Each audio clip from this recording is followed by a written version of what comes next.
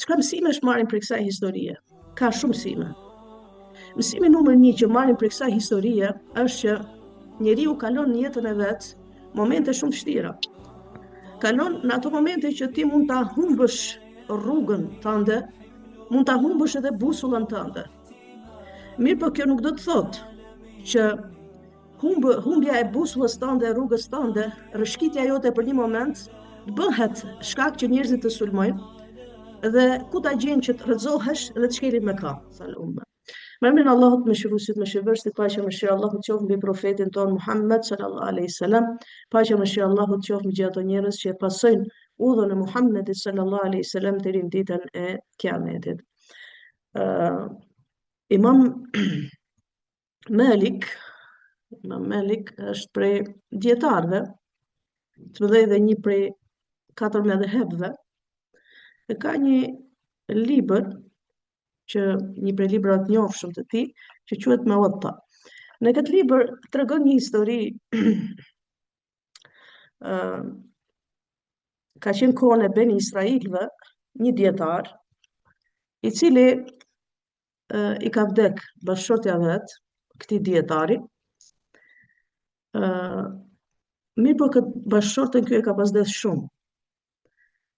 Sa vdekja e bashkëshortës, nga vdekja e bashkëshortës vet, kjo trondit dhe ky dietar u mbyll në vete. U mbyll me vetin e vet. Sa që nuk pranonte më njerëz dhe nuk dilte për shtëpie dhe nuk i tregonte njerëzve më për fe, nuk i jepte më njerëzve fetva, sepse ka qenë dietar, flasim në atë kohën e të Beni Israilët. Dhe për momentin ky është mbyll në veti, sa nuk thash si që thash, nuk dilte nga shtëpia vet. Ngrehet një grua dhe shkon te shtëpia e këtij dietarit. E kërkon dietarin, të flasi me të. Mirë, po ky dietari nuk pranon asnjë njeri që të flasi, domethënë ky dietar flasi me njerëzit, prej pikëllimit të madh pra ndaj për bashkëshort, për ndarjen nga jeta të bashkëshortës vet. Kjo gruaja e ka vendos dhe e ka vu mendjen që patjetër ta takoj dietarin. Dhe i thot një prej njerëzve të afërm të dietarit, thot, unë nuk hiki prej derës së tij dietari derisa të dali dhe të më japi një fetva. Kam një hall, mirë, po hallin tim mund t'ja them direkt edhe të kërkoj fetvan e tij.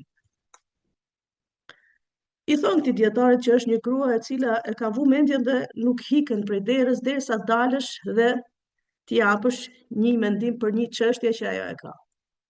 Del ky dietari dhe kjo gruaja i thot këtij dietarit, unë kam thot një çështje dhe du mendimin tënd. Thot, unë para shumë kohësh mishëve të mi ose komshies time i kam marr zbukurim, domethënë florin për durët dhe për qafën, ja kam marr u ha para shumë kohësh. Tani thot, ngrehen këto njerëzit që mi kanë dhënë u ha, ngrehen dhe i kërkojnë. Çka të bëjnë? I thot ky dietari, e ke patjetër t'ja kthesh, sepse është u ha. Thot, po ka shumë kohë këto florit të unë. Thot, s'ka lidhje, domethënë edhe shumë vite t'jenë prapë është haku tjetër kujt, është pronë tjetër kujt dhe duhet t'ja kthesh.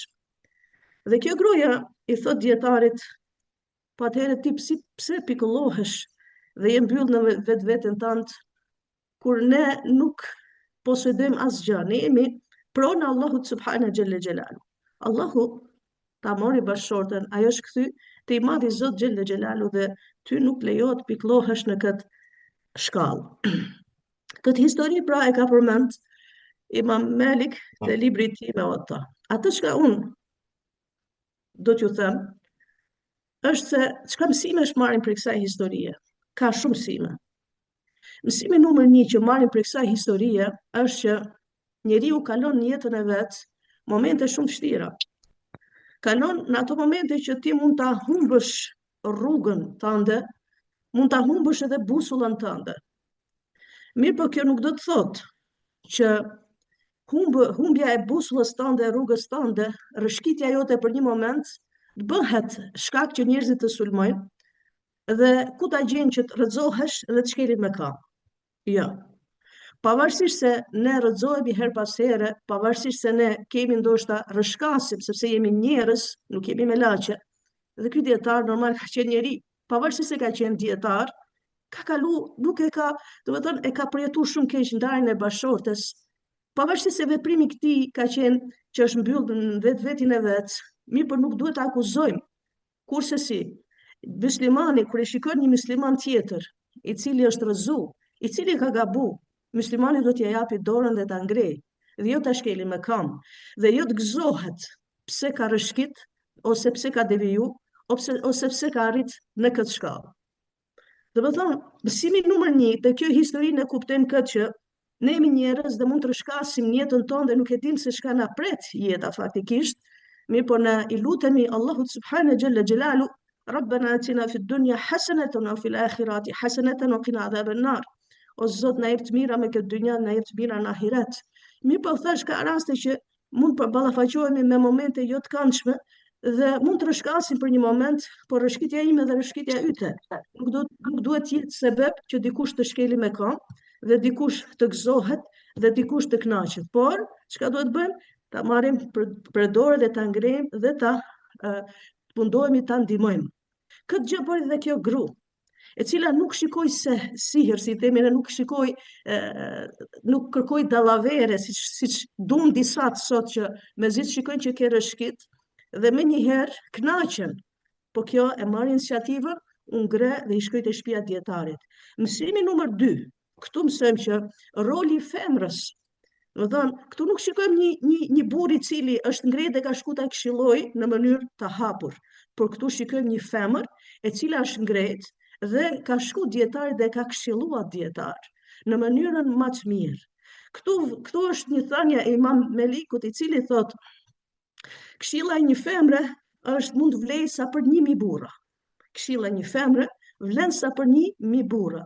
Do të thonë që po të shikosh dhe historinë faktikisht islame dhe jetën aktuale, ballafaqohemi dhe shikojmë vërtet gra të cilat kanë pas rol dhe kanë rol që ndikojnë në jetën e përditshme, ndikojnë për familje, ndikojnë në shoqëri, po inshallah ndikojnë për hajër. Ne shikojmë jetën kohën e profetit alayhi salatu wassalam, ai e cila e ka për krah, dhe ai e cila ai ka mësuar, dhe ajo e cila i ka thënë profetit alayhi salatu wassalam që të qetësohet momenti që i ka ardhur shpallja e profetit alayhi salatu wassalam, ka qenë Khatija radhiyallahu anha. Ka qenë pra bashortja vet Khatija radhiyallahu anha. Në një rast tjetër kur në historinë islame flasim në jetën e profetit alayhi salatu wassalam, shikojmë rolin e Selemes, e cila e ka këshilluar profetin alayhi salatu wassalam që ta qeti flokët, sepse kishin bërë një të shkojnë në umre, mirë po pas një marrëveshje u kthyn, domethënë nuk e realizuan, mirë po duhet njëtin ta bënin dhe presnin flokët. Sa që sahabët u mërzitën pse nuk shkon në Qabe, historia është e gjatë, kush doj i kthehet kësaj historie. Ajo që ka këshilluar pra profetin alayhi salatu wasalam, ka qenë Seleme, i ka thënë ja Rasulullah, dil, pritet i flokët dhe të shikojnë sahabët. Dhe shikojmë këtu atë rolin e femrës gjatë gjithë historisë. Sot e kësaj dite kemi femra të cilat kanë një rol shumë të mirë, një rol shumë pozitiv dhe një rol shumë nxitës për hajër si në familje dhe jashtë familjes. Pra, për kësaj historie nxjerrim mësim që vërtet femra e cila e këshillon, e femër e cila është që vërtet e ka frikë madhin Zot xhelel xhelalu, e cila ka parimet e veta, e cila ka qëllimet e veta, flasim nga ana pozitive, dije se ka lun rol të madh për hajër në familje, në shoqëri dhe kudo qoftë. Domethënë nuk nënvlerësohet pjesëmarrja dhe nuk nënvlerësohet asnjëherë mendimi i femrës, dhe këtë përkundrazi Islami e ka ngretë femrën. E ka ngretë femrën nga të gjitha aspektet, edhe nga aspekti i ngritjes zërit të saj. Po të shikojmë ne për shembull kohën e Omerit radhiyallahu anhu. Omeri radhiyallahu anhu tregon një histori e shkurtë që i ka thënë, ka qenë kohën e Omerit radhiyallahu anhu mehri, domethënë paja si njihet, kanë kërkuar shumë. Femrat kanë kërkuar shumë meher, dhe Omeri radhiyallahu anhu ka këshilluar, ka thënë ma pak kërkoni, është ngret një gru. është ngret dhe i ka thonë Omerit radiallahu anhu, hap të zit, faqe gjithë njerëzve i ka thonë apo na ndal atë që Zoti neve na ka leju, dhe ka hesht Omeri radiallahu anhu. Pra ky është mësimi numër 2 i kësaj historie, që shikoni rolin e femrës në këshillim, shikoni rolin e femrës në situata delikate, se këshilla saj ka mirësi, ka hajër. Do ta lidhi diçka dhe me diçka tjetër këtu, me që ishim te këshillimi dhe këshilla e femrës. Dietarët, ato që janë kompetent për çështjet e familjes, bashkëshorte dhe bashkëshort, e thonë diçka shumë bukur. Se zakonisht ato që e luftojnë Islamin, normal e luftojnë pa argumente, ato që kanë lëf ndaj Islamit me njëherë, pikën, sikur thuash, ju dojsh shpirti dhe zemra për femrën muslimane dhe i dalin gjoja në mbrojtje. Jo. Femra muslimane nuk ka nevojë me mbrojt dikush, sepse femra muslimane është e mbrojtme për Allahut subhanahu xhella xhelalu. I mandi Zot ja ka dhënë të gjitha drejtat. E thonte një mendim, thotë që burri dhe gruaja ka momente që bashkëshorti kur është bashkëshort, burr në shtëpi, e ka një grad, është një grad më lart se bashkëshortja. Domethënë, burri në shtëpi ka autoritetin e vet, ka fjalën e vet dhe e ka një grad më lart se bashkëshortja. Burri kur është domethënë në këtë rast është më lart. Kur janë domethënë kur janë si shok, këtu në këtë rast janë të barabartë. Sepse nuk do të thotë bashkëshortësi, nuk do të thotë vetëm një burrë dhe gru, u kry puna. Po, burrë dhe gru, po në jetë domethënë quhen edhe shokët e jetësve. Dhe kur janë shok janë të barabartë. Kur vjen çështja e këshillimit, te këshillat, gruaja ka një grad ose është një rang më lart se burri, këtë çështje e këshillës. Pra shikojmë këtu një barazim, do të thonë kur është çështja e burrit te shtëpia, bashkëshorti ka atë vendin e vet, ka atë fjalën e vet dhe ka atë gradën e vet. Burri është burr, nuk mund ta ulim poshtë grus. Mirë, por kur vjen çështja që janë shok, atëherë janë barabartë. Kur vjen çështja te këshillimi, bashkëshortja është më lart se bashkëshorti vet. Ky është mendimi i specialistëve të cilët janë specializantë për çështjet e familjes. Mësimi numër 3 që marrim për kësaj historie, shikoni subhanallahu, mësimi tjetër marrim atë që nganjëherë një ngjarje që ta tregon dikush, një shembull që ta jep dikush, është më mirë sa 1000 ligjërata. Dikush mund të marrë ligjërata të tëra, mirë po një ngjarje, një histori që ta tregon dikush e plotson krejt ndoshta 1000 ligjërata. Pse them këtë? 1/3 e Kuranit Kerim, po shikoni, në Kuranin Kerim, 1/3 e Kuranit Kerim është e mushme me histori. Dhe thonë gjithmonë një profesori im, thotë, është mënyra e davetit se si na mëson Allahu subhanahu xhella xhelalu me bot davet, na mëson Kur'an, që të marrim shembull. Dhe Zoti i Madh xhella xhelalu ka thënë shembull. Dhe kjo grua e cila shkoi ke ky dietar, thjesht ja dha një shembull. Kështu që po të shikosh Kuranin Kerim, siç u thash, 1/3 e Kuranit Kerim është e mbushur me shembull. Sepse ato shembuj na mësojnë shumë sime. Unë do t'ju jap shembuj disa, besoj se shumica për ju i dim këtë histori, thjesht për një përsëritje. Allahu subhanahu xhella xhelalu kur na tregon historinë e Nuhut alayhi salam, e Zekerijes alayhi salam, na mëson ka shumë mësime. Një për atyre është se si duhet jemi këmbgulës në lutje. Kur Allahu subhanahu xhella xhelalu na tregon historinë e Jusufit alayhi salam, na tregon mbështetjen në Allahut subhanahu xhella xhelalu dhe ndeshmëria se si duhet jetë njeriu i ndershëm. Kur Allahu subhanahu xhella xhelalu na mëson Kuranin Kerim se si ka vujt Ejubi alayhi salam, na jep historinë e Ejubit alayhi salam, na mëson sabrin që duhet bëjmë, durimin që duhet bëjmë momente kur njeriu është i smur. Kur Allahu subhanahu xhella xhelalu na tregon historinë e Jakubit alayhi salam, na mëson atë tawakkulin, mbështetjen në Allah xhella xhelalu dhe mos dëshpërimin në mëshirën e Allahut subhanahu xhella xhelalu, ashtu siç bëri kush? Jakubi alayhi salam. Gjithashtu Allahu subhanahu xhella xhelalu kur na mëson dhe na tregon historinë e Ibrahimit alayhi salam, që ka shumë sime. Një për atyre është se si u mbështet Ibrahimi në moshën aq të re, aq të vogël, ju mbështet Allahut subhanahu xhalla xhelalu, sa thot kur ka ardhur Xhibrili alayhis salam, Ibrahimit alayhis salam, kur ka ndesh ta djegin, i ka thënë kërko çka don, ka thënë unë prej te s'dua asgjë, unë kërkoj për Allahut subhanahu xhalla xhelalu dhe vjen përgjigja e të madhit Zot, ayanaru kuni bardan wa salaman ala Ibrahim, o zjarr bëhi ftoftë dhe i paqt për Ibrahimin alayhis salam. Kur Allahu subhanahu xhelalu na tregon Kur'anin Kerim historinë e faraonit, na tregon se çdo zullumçar, sa do të zgjasë zullumi i tij, sa do pushtet të ketë, sa do fuqi të ketë, sa do pasuri të ketë, por fundimin e ka keq te Allahu subhanahu xhelalu. Çdo mendje madh, i cili nuk është falenderues ndaj niametit, ndaj mirësisë së Allahut subhanahu xhelalu, kthehuni te historia që tregon Allah azza wa jall ke surja Kehf me ashabul xhenna, me atë që ka pas xhenetin bafshën e tij, që u bë mohus ndaj të mirës së Allahut subhanahu xhelalu, dhe çdo kush që është mohus ndaj niametit të Allahut, ndaj mirësisë së Allahut, përfundimi është i tillë.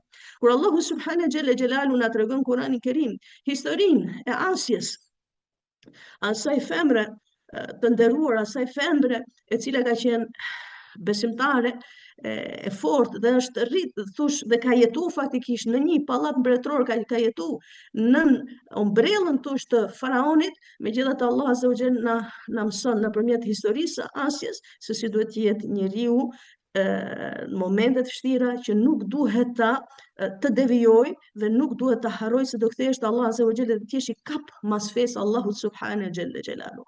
Kështu na mëson Allah azza wa jall përfundimin atyre mendjemadhëve siç ka qenë Karuni, që është përmend Kur'anin Kerim, fa khasafna bihi wa bidarihi al-ard. Kështu thot Allah azza wa jall, e fundosëm atë, e çam tokën dhe u fundos dhe hyrin brenda në tokë Karuni me gjithë pasurinë e tij, prej kryenetësisë dhe mendjemadhësisë që ka pas. Kështu na mëson Allahu subhanahu xhelalu që epshi njerit, çka si përfund njeri i cili ka epsh dhe nuk e kontrollon epshin e tij, do jetë si puna Zulejhes në historinë e Jusufit alayhis salam. Sa histori tjera pra që na i përmend i madhi Zot në Kur'anin Kerim, që të marrim sim prej këtyre historive, pra kështu veprohet ajo femër, ajo gruaj e cila e këshilloi këtë dietarin duke i dhënë shembull. Gjithashtu, kur japim shembull dikujt, domethënë ti kalon momente të vështira dhe ti jep shembull dikush, ti jo se të vjen mirë si ka ndodhur, ama ti ngushëllohesh me ta. Kështu është edhe në Kur'anin Kerim. Çdo kush që vun dhe ka fëmijën, ka të prap fëmijën dhe e ka pandëgjueshëm fëmijën dhe e ka devijum fëmijën, ngushëllohet në historinë e Nuhut alayhis salam, kur fëmia i vet vdes jo besimtar. Çdo kush që ka baban e devijum, çdo kush që ka baban jo në rrugt të Allahut subhanahu xhelalu, ngushëllohet në historinë e Ibrahimit alayhis salam me babën e vet. Çdo kush që ka probleme me vllaznitë e vet, çdo kush që ka probleme familjare, sidomos me familjen e vet, sidomos me vëllezërit e vet, e shikojmë në historinë e Jusufit alayhis salam se si veprun vëllezërit e vet ndaj Jusufit alayhis salam. Çdo kush që humbën fëmijën, ngushëllohemi ne dhe shikojmë historinë e Jakubit alayhis salam, që Allahu subhanahu xhelalu pra e ka përmend Kur'anin Kerim. Këto histori që i madhi Zoti tregon Kur'anin Kerim, jo vetëm që janë shembuj, po janë edhe ngushëllim për jetën tonë të përditshme. Prandaj, për kësaj historie që ndoshta ishte e shkurt, që ka ndodhur në kohën e Ben Israilëve që e përmend Imam Malik në librin e tij, kjo histori e shkurt, po që ka mësime shumë të mëdha, që Allah azza wa jall inshallah na bëf për atyre njerëzve që të marrim mësim prej historive të ndryshëm që Allahu subhanahu xhelalu i ka përmend Kur'anin Kerim, marrim mësim prej jetës profetit alayhis salatu wassalam, dhe i lutemi të madhit Zot që atë çka e themi e praktikojmë në jetën tonë të përditshme, atë çka e themi inshallah e themi me sinqeritet dhe inshallah e praktikojmë me sinqeritet, ashtu siç kërkon Allahu subhanahu xhelalu. Allahu ta'ala alam. Subhanallahumma bihamdika ashhadu an la ilaha illa anta astaghfiruka wa atubu ilayk.